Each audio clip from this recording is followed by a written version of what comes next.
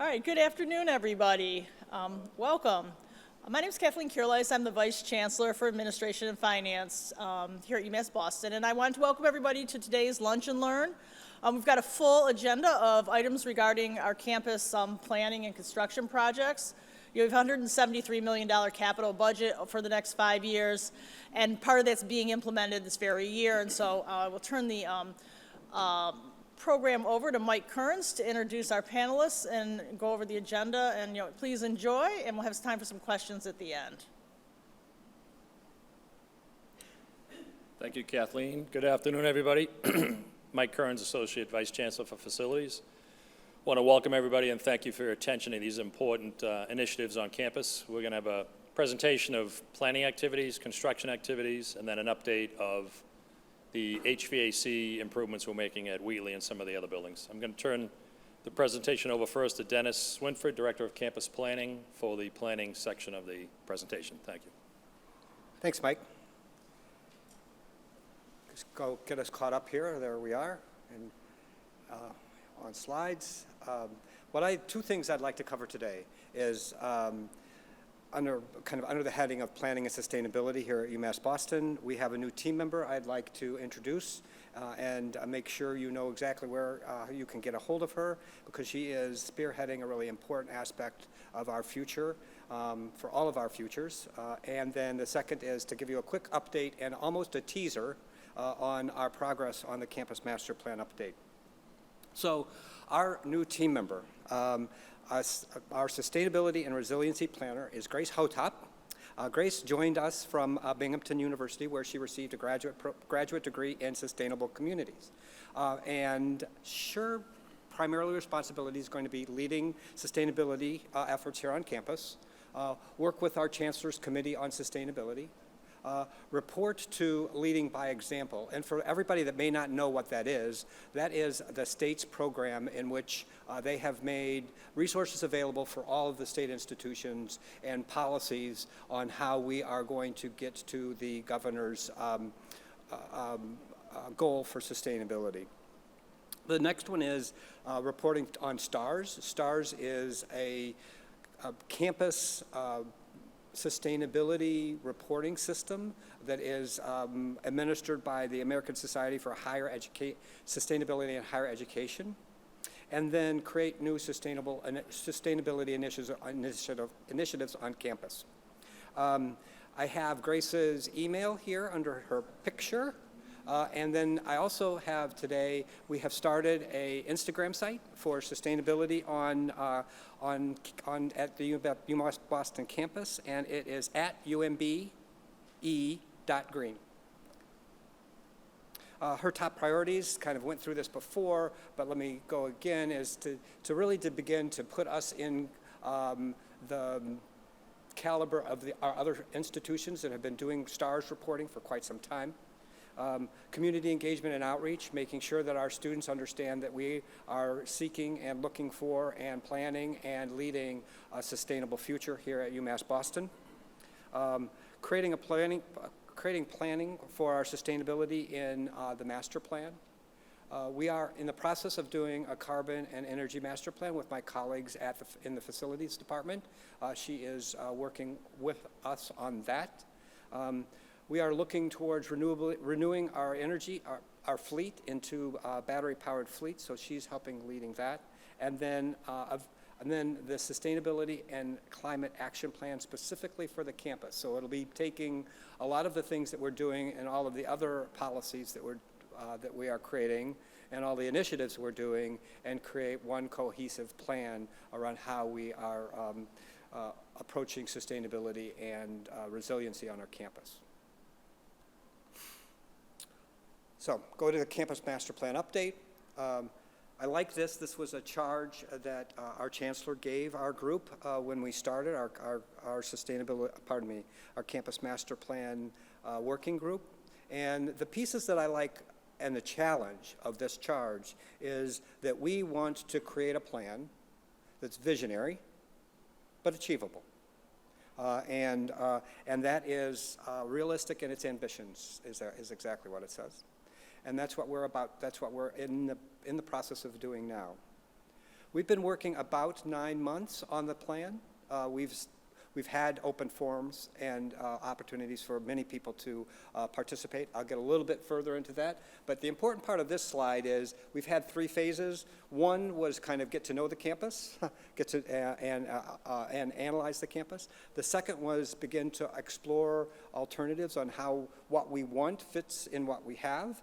And now we are at the process of refining those refining that final alternative to create the final master plan.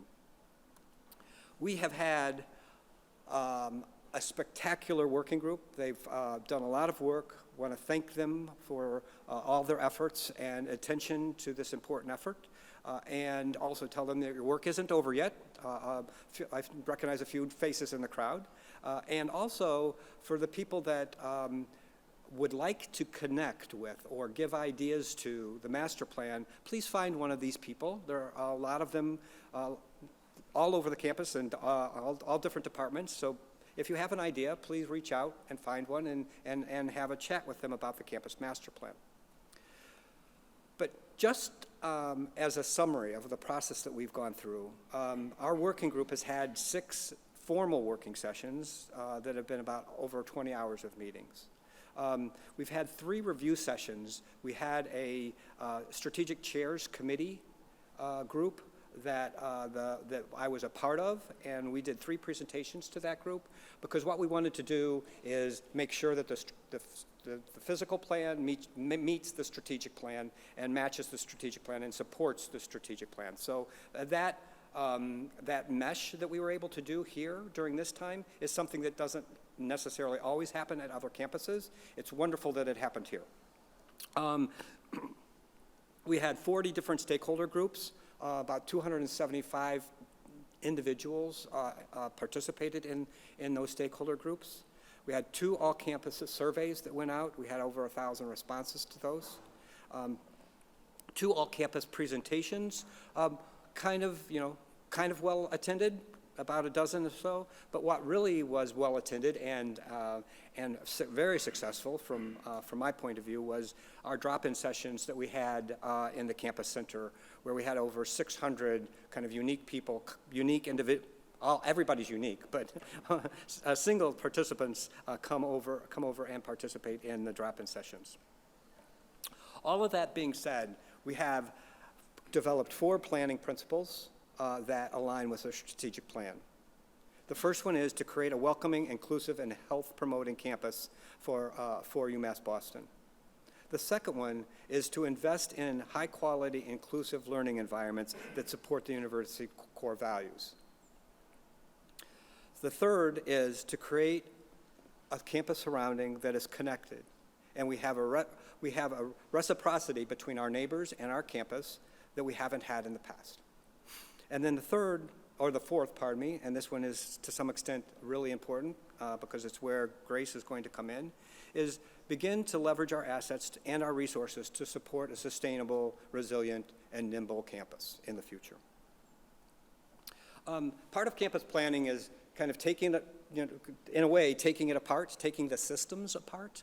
Our consultant team, the working group, did a campus analysis for different types like building use, circulation, open space, views, and kind of took the campus apart, looked at it in different types of systems, if you will, and came up with this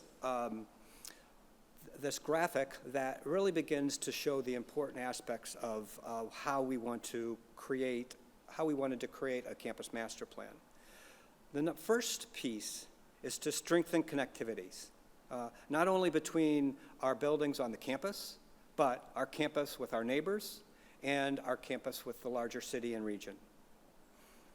Design a welcoming experience. We have a lot of individuals that come to campus for the first time. We have every day, we come as faculty, staff, and students. We'd like to create a place where there is a welcoming experience on campus. Leverage the waterfront. I think we've heard the chancellor say, I think he says something like, take advantage of our locational endowment. And what we want to be able to do is, have people understand we have a beautiful campus, a beautiful setting, and a great place to learn and work. And then secure a flexible future. What that means is to begin to identify places that we can grow and change as the future grows and change, and making sure that it's flexible enough so that we can meet unknown challenges in the future with our plan. With that kind of framework of analysis, the team explored 3 different options. I'm not going to go over these options. This is kind of the tease. And the tease is, coming up at the end of October, we're going to have a series of open campus Zoom sessions. So we're going to do this virtually, just to make sure that we have a lot of participation. And our open campus webinars will be Thursday, October 20th at 10 a.m. and another one at 3 p.m.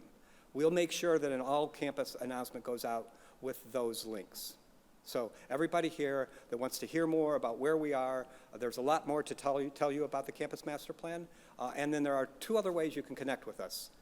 We have a web address, masterplan@umb.edu. You're welcome to send ideas, thoughts, anything you want to that email. And the same goes to me. My email is dennis.swinford@umb.edu. Please send us ideas, thoughts that you might have on the master plan, because now is the time that we need to hear that.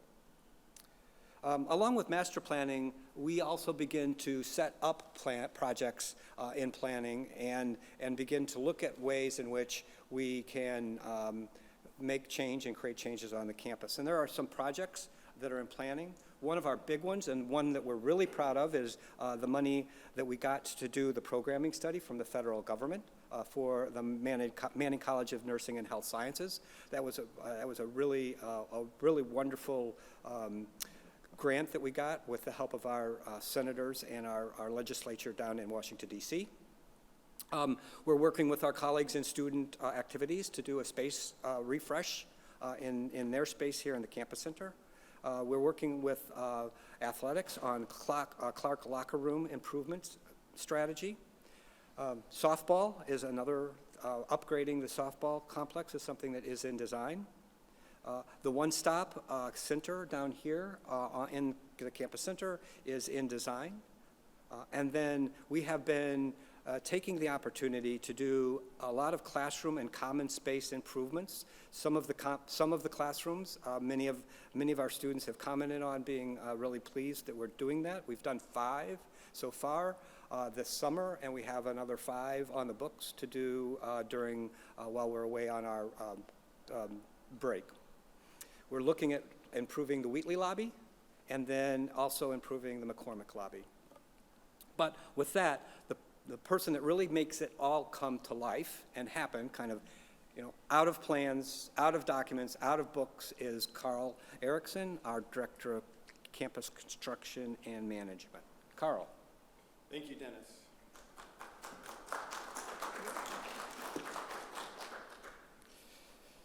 Thank you, Dennis. As he mentioned, I will provide an update on our capital construction projects, focusing on deferred maintenance projects, as well as the substructure quadrangle development project, or the acronym SDQD. Before getting into some of the specifics, our project implementation delivery has improved, which is allowing us to reduce our deferred maintenance backlog. We have new architectural and engineering consultants, or what we refer to as house doctors, procured and engaged. This increases the resources we need to address these backlogs. We also work closely with Division of Capital Asset Management and Maintenance, which has a priority on funding critical repairs. We're currently have 15, close to 16 million of improvements completed or underway. 9.2 of that is funded by the state, and what we refer to as the match by the campus, about 6.5 million. The state also periodically has funds available for small repairs. We've been able to utilize 1.7 in this program, and the good thing about that program is it does not require a campus match. So those are direct funds from the state going directly into improvements on campus. I've kind of grouped the deferred maintenance into 4 categories: building systems, infrastructure, building envelope, and space improvements. And I'll go through a few of these, some in design, some in construction. For the building systems, we're working on a campus-wide building controls. This will upgrade our management control system and improve energy efficiency, as well as manage user comfort in changing conditions. Transformer replacement and fire alarm studies are also being in the study phase, and those are being, will come along once the study phase is complete and advance into construction based on those recommendations. 2 projects are in construction, upgrade of our Healy air handling units and replacement of the domestic hot water storage tank in McCormick. The upgrade of the Healy project will be a full refurbishment of the existing air handlers units to provide new conditions and achieve design capacities. Scope includes full replacement of filter medias, new chilled water coils, and upgrade of control devices. Again, these projects also improve our energy efficiency, and this project is awarded, long lead items ordered, and construction will begin in December. On the deferred maintenance infrastructure, improvements to our utility pump house or saltwater pump house and increasing campus-wide cooling capacity is in moving from study to design, and also a Harbor Walk resurface restoration project, which includes lighting improvements and improvements at Point Pavilion. A little more detail on that particular project. There'll be a full resurfacing of the pedestrian pathway from Morrissey Boulevard all the way up to where it meets with Beacon's Walk, or just about at the JFK property line. Another key feature is a new accessible pedestrian ramp at the Point Pavilion. That ramp has been closed for some time. New stairs at the ramp, new railings around the pavilion, and new energy-efficient lighting along the Harbor Walk. So this is a project also funded with DCAM, and we will maintain access to the Harbor Walk. There will be some detours up onto U Drive South and then back down, merging with the Harbor Walk, but during the surface restoration phase, it would be closed or detours, and then some of the other work can be done with pedestrians passing along. So it's good to see this project getting underway. Some of the building envelope projects that are in study, and we tend to take, working with DCAM, a holistic view of our programs. They like to see it as a whole as well, and it allows us to prioritize and work within our capital plan and prioritize and get the funding secured as these programs are rolled out. There's an exterior door study underway, as well as exterior facades to develop a multi-year capital plan for facade maintenance, and a smaller project for roof replacement at the lower roof at Wheatley. 2 projects are, one's in construction, service and supply loading dock repairs, and the McCormick roof phase 2. We take bids next week, and that will be moving into construction. Phase 1 is already completed, and that addressed, we broke it into 2 phases because there were some critical repairs that needed to get addressed immediately, and that allowed us to achieve that. The service and supply loading dock repairs will just do some full concrete depth repairs, drainage improvements so that we avoid having similar problems in the future, and also provide some provisions for future EV charging for either grounds equipment and or vehicles. And this contract, again, has been awarded. Contractor's been mobilizing. Those of you that pass by the 150 lot will see that they've set up their laydown area. And last, space committee projects and common space and classroom upgrades, some of which Dennis talked about. The space committee projects come from us after review by the space committee. There's a process that's outlined on the master plan website, as well as it's part of your capital, for those budget analysts out in the audience, part of your annual capital development, that if you have a space request need, that gets factored in so it can be reviewed by the budget department. Dennis touched upon the class improvements we did this past summer by improving and right-sizing classrooms and their function and layout, largely by taking 2 small adjacent classrooms, removing the common wall, opened up the area, allowed for optimal size seating. You can see some of the examples. The particular one that you're looking at, was 32 seats now to 24 seats, again, greater space and greater access to it. That was the deferred maintenance, and I'll touch upon the SDQD project. And by way of background, this is the last major element of our 2009 campus master plan, and it addresses long-term inherent problems with the original design and construction of the campus. It also addresses and extends the useful life of our remaining buildings and ultimately provide a new center or quad for the campus and create opportunities for future growth. Some of the key elements of it are the demolition of the Science Center and pool building, as well as major portions of the Central Plaza, substructures repairs beneath the Wheatley and McCormick buildings. Those areas are complete, which I'll note on in a minute. Restoration of the remaining plaza, and what's important in this element is new waterproofing and drainage, as that was one of the contributing factors to some of the problems with the beneath in the substructure. New stair and elevator access to the Healy Library from the restored plaza, and then a new central quad, as well as a 300-space parking lot.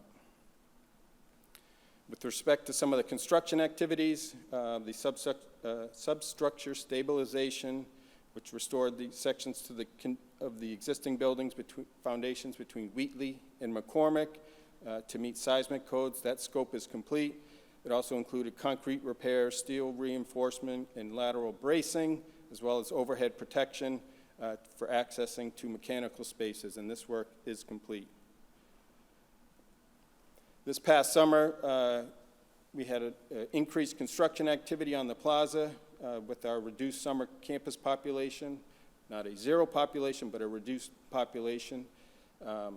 One of the changes that we worked on and required shifting of pedestrians across the plaza was to close the entrance to the McCormick building, to redo that storefront and entry and pavers to access that.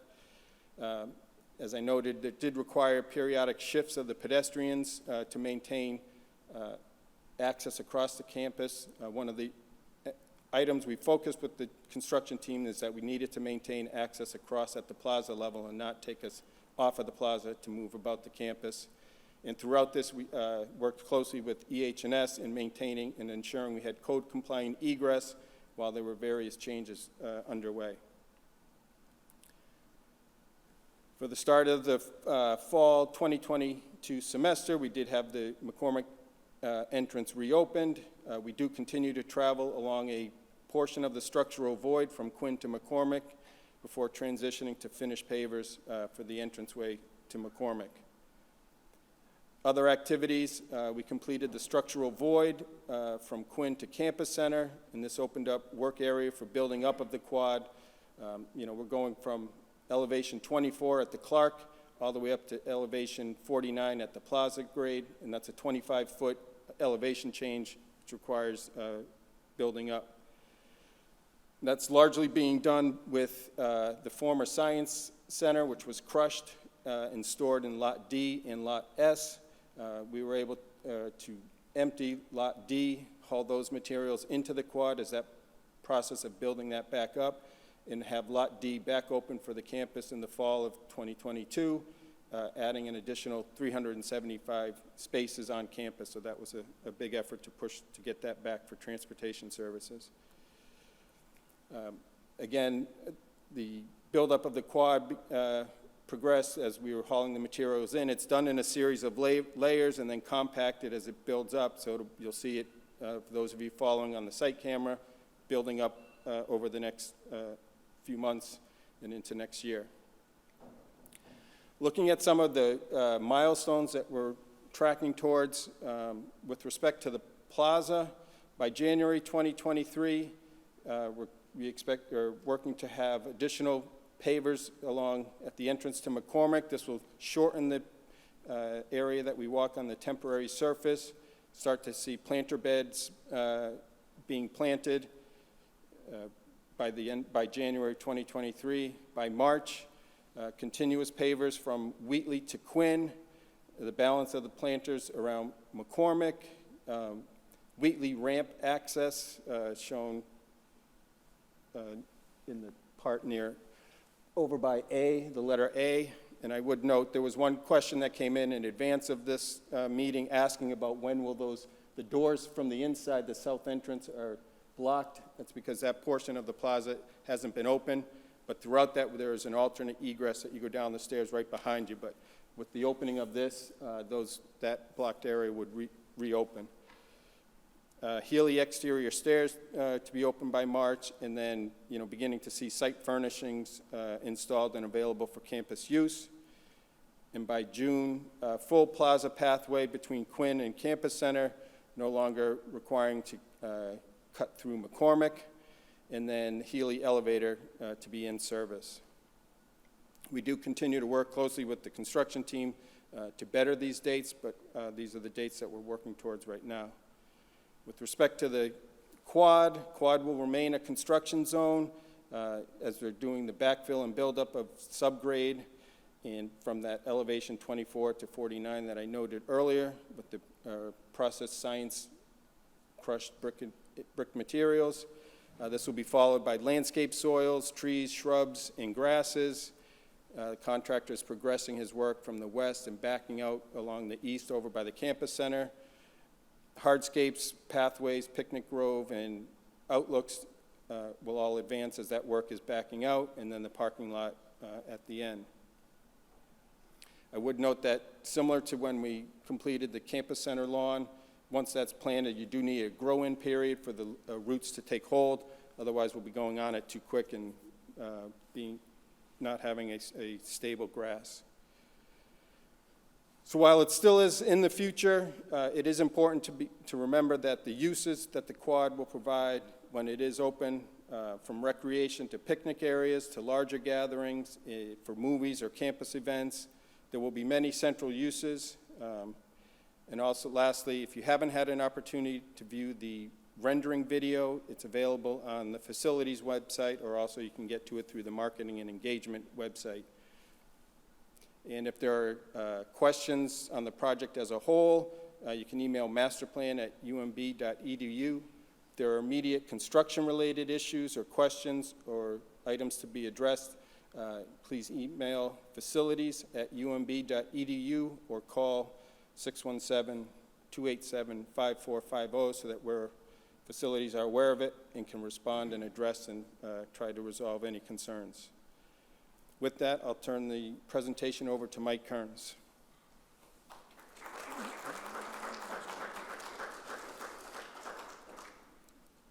It's interesting to me, I was mentioning to Kathleen before the meeting that the last time we did this live was probably January of 2020, around that time frame. It was right after I came here in December of 2019, and it was pre-COVID, obviously.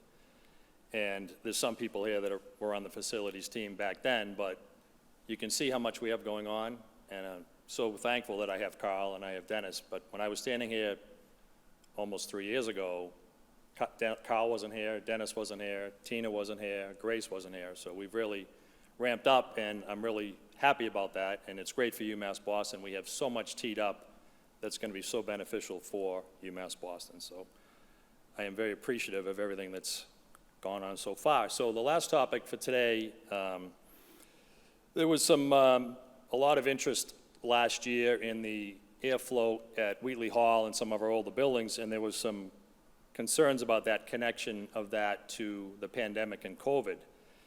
So I wanted to remind everybody that the campus has taken a multi-layered approach to COVID protection. One of the first things that was recommended was upgrading the filtration in the HVAC systems. We did have COVID-19 symptomatic testing and on-demand testing. We now have on-demand testing only, which is still a benefit that everybody can take advantage of. The vaccination requirement for the campus is also a critical layer, keeping everybody that may get COVID not as sick as they may get.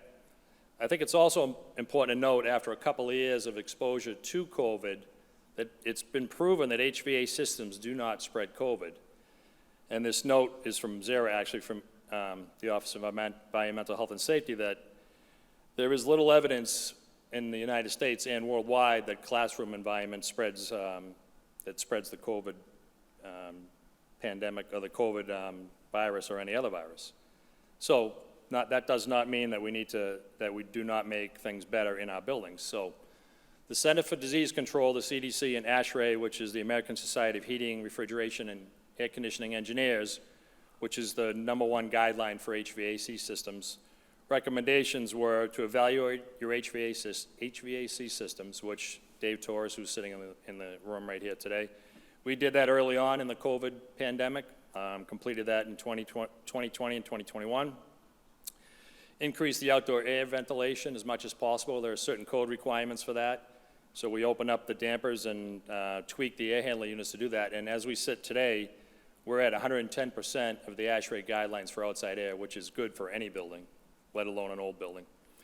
And also improvement of the air filtration system through the filters. MERV 13 filters are denser filters. They filter out more particulates. We had a lot of MERV 13 filters in our systems prior to COVID, but we upgraded all of the remaining filters to MERV 13. And we continue to change those out on a scheduled basis. Back in May and June of this year, we brought in an engineering firm, EH&E, the firm Environmental Health and Engineering that we use a lot, and they airflow tested a bunch of spaces in some of our older buildings, Wheatley, McCormick, and Healy. I won't read the stats to you. You can read them. I won't say them to you. You can read them yourself. But you can see that Wheatley performed the worst, McCormick second, and Healy in pretty good shape. 86% of EACH, which is effective air changes per hour, how often the air changes in a room. 86% is good for any type of building. But 50% is below our acceptable level. And you can see that we found that classroom spaces were worse off than non-classroom spaces.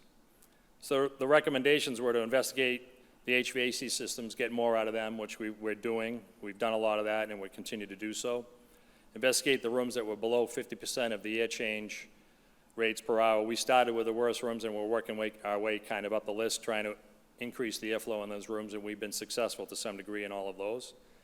And if deficiencies still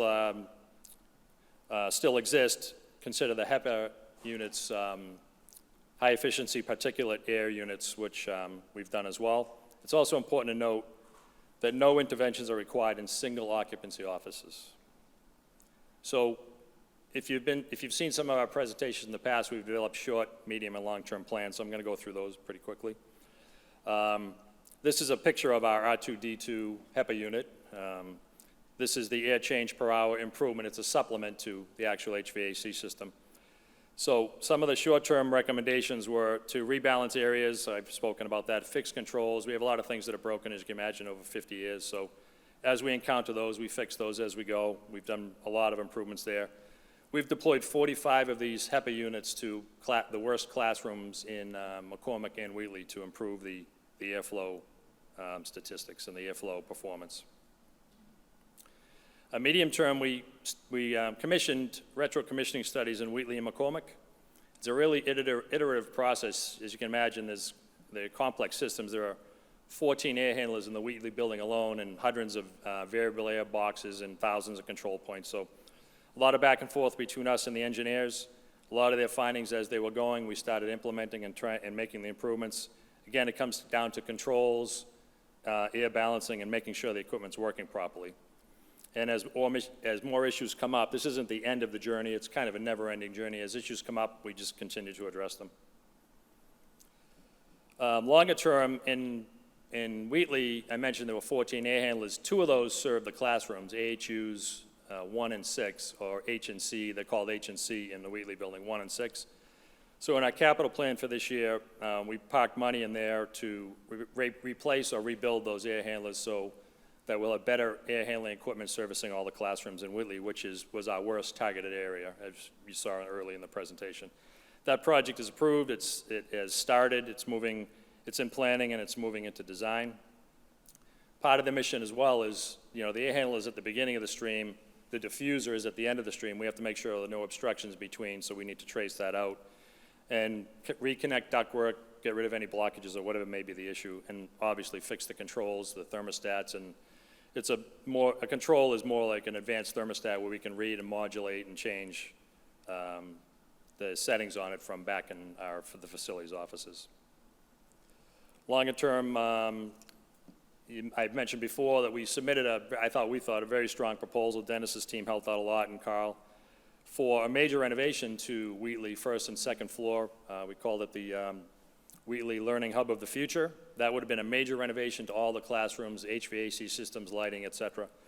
It's a very competitive process with DCAM. All of the state agencies are vying for this money. There are, I think, 74 different state agencies, something of that magnitude, that go after this money. Although we submitted a very strong proposal, we did not get the money this year, but we had a feedback session with DCAM, and they gave us a lot of strong feedback, which we're going to add to our proposal this year, strengthen it up, and resubmit it. In conclusion, I want to thank you again for your time and your attention to these important issues to the campus. Separating air quality and air flow, they are two separate issues. So any air flow issues, as always, send a work order to facilities or give us a call. Any air quality issues, send to EHS, and they'll check that out, and if we need to be brought in, we will join as well. So with that, I'd just like to open it to questions. All right. Well, I hope everybody feels as positive as I do that we have a lot of great things building up here at UMass Boston. We've teed up a lot of work that's going to improve the campus, and SDQD is in the future, but it's not too far off in the distant future, and it's going to be great when that's done. So, thank you very much.